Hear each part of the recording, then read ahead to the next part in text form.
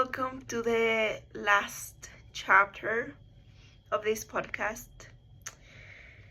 I think it has been a journey of learning and it has been very important to recognize certain aspects that we are not aware of and we don't pay enough attention to it.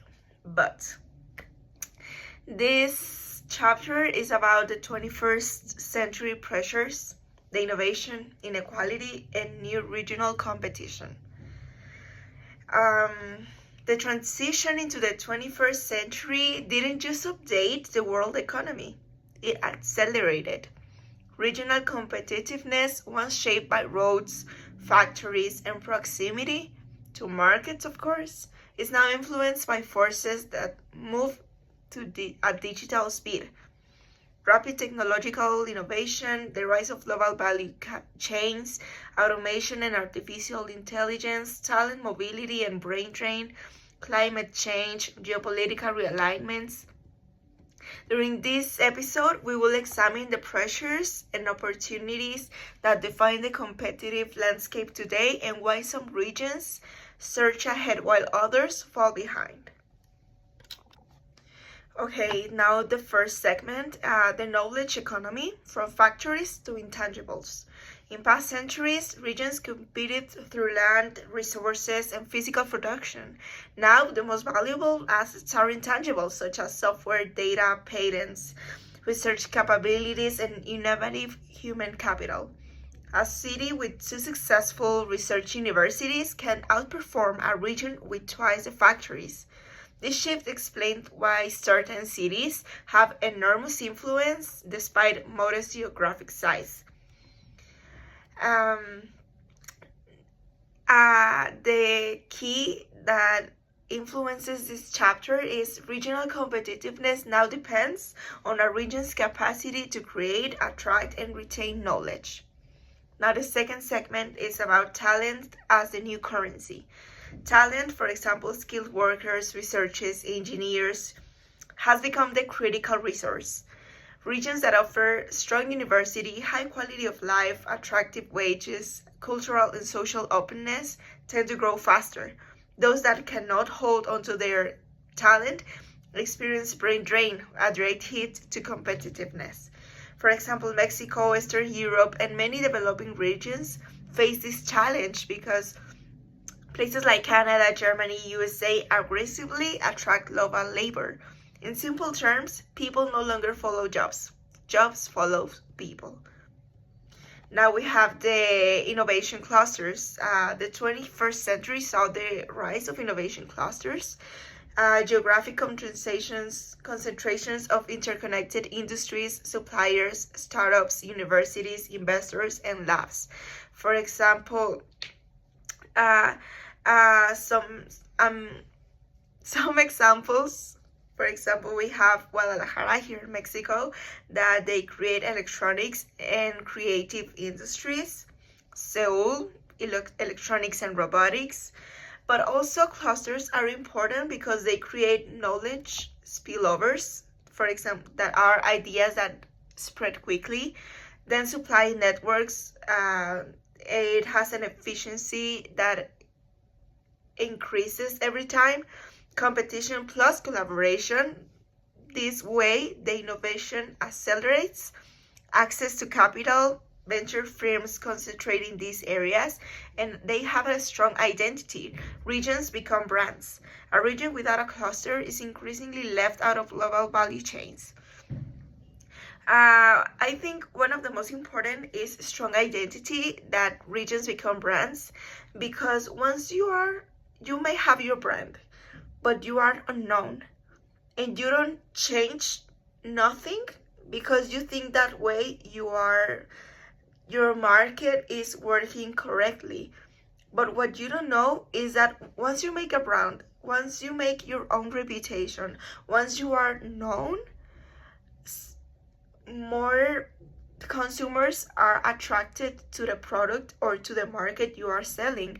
You have to outdo ourselves, or yourself in this case. You have to outdo yourself to keep the market growing at a certain pace, because as I already explained, the world is changing and we have to keep up with the world. Everything is moving faster, is accelerating, it's not even improving, it's just, well, certain areas they do improve, but mostly is based on who goes faster, who applies certain marketing idea faster, or who knows how to work it, who knows what to do to make it work. And of course, the global value chains were rebuilt since the early 200s. It brought highly fragmented production, design in California, components from Taiwan, assembly in China, marketing in Europe, in America. But of course, geopolitical tensions and supply chain shocks, especially after 2020, since the COVID, I think it marked a difference before and an after since 2020. Since 2020, it changed the model that we used to have. It changed everything. I would like to say that almost at the same level as globalization, because we still adapting to it, to these changes. But that is what is magnificent about the market, that it never stops changing, it never stays the same, it is always growing faster and faster. It may be dangerous for certain places where these changes are not seen, but we have, as already said, we have to keep up. We have to do the most that we can to keep up. And there are new trends that are nearshoring, regionalized production, shorter supply chains, energy security strategies, logistics, resilience over pure efficiency. And this massively affects regions. Northern Mexico, for instance, is emerging as one of the world's most important nearshoring destinations, competing with Poland, Vietnam, and part of the US. And I think it's great that our country is facing these changes and is facing this competition against powerhouses such as the US, but at the same time is very and extremely dangerous, because we are giving away our culture, our natural resources, our beliefs, we are giving away everything just to enter this global chain of market, which is good. At certain point, it's good for the rich people because they keep getting richer. But we as middle class citizens, low class, it gets very difficult to keep up with these changes, to keep up with these new prices, because of course every country wants the best for its economy, but they are only seeing the economy that are forming between the richest people that they can afford.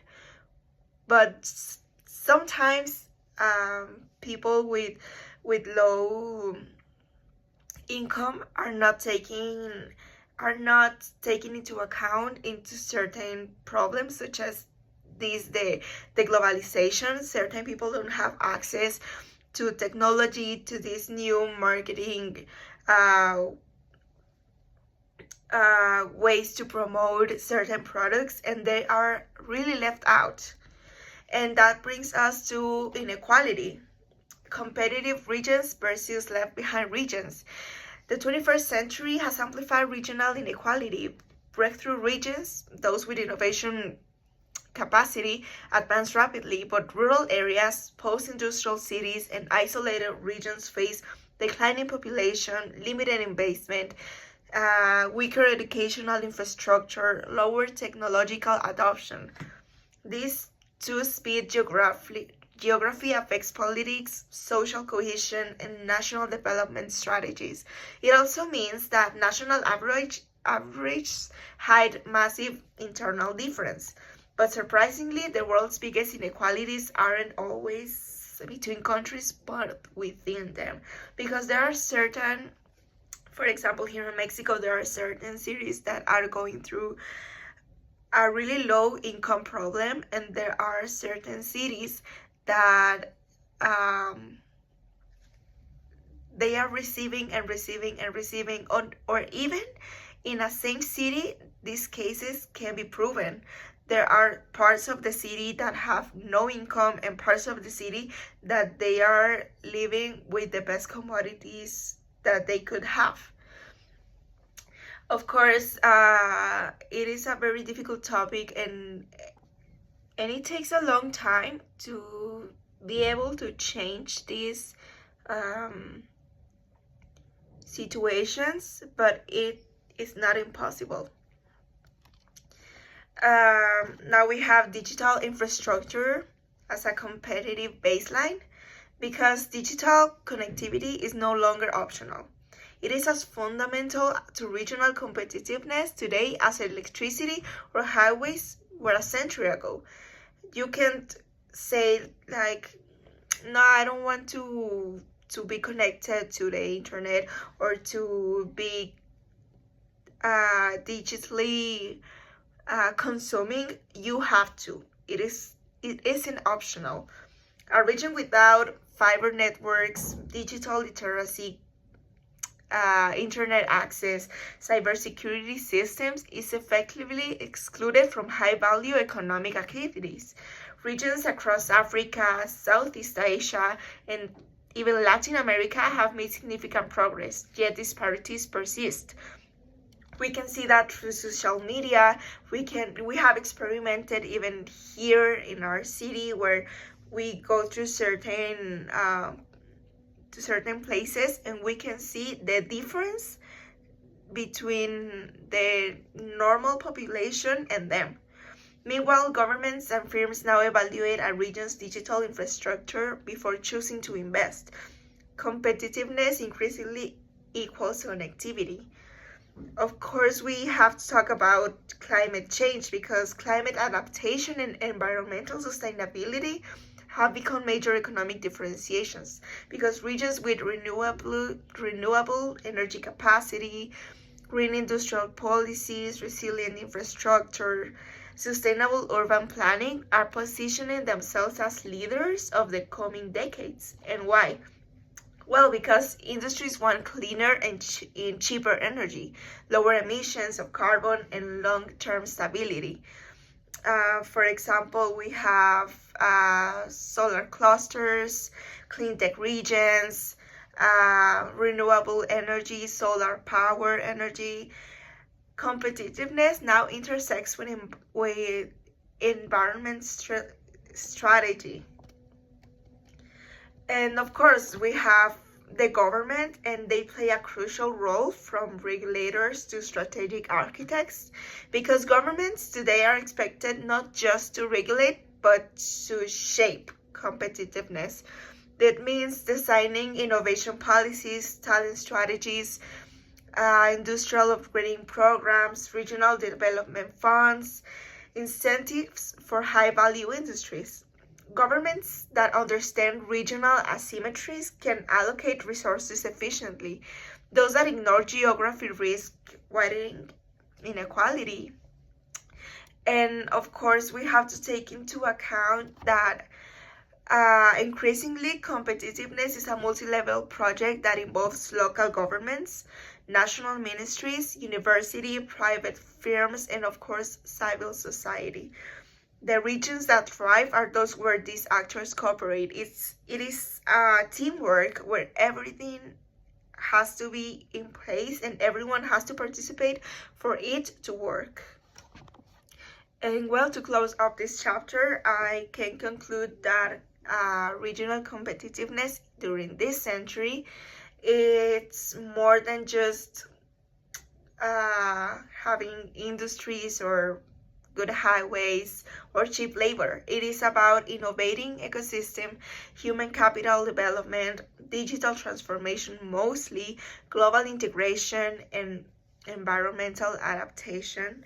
The regions that understand this and apply these terms into their market, they will be successful, and they will may not be the best, but they will be competing with the best ones. And of course, it transforms our global economy. That was all from my part. Thank you so much for listening and watching. I hope you enjoyed and understand. And that was all. Thank you.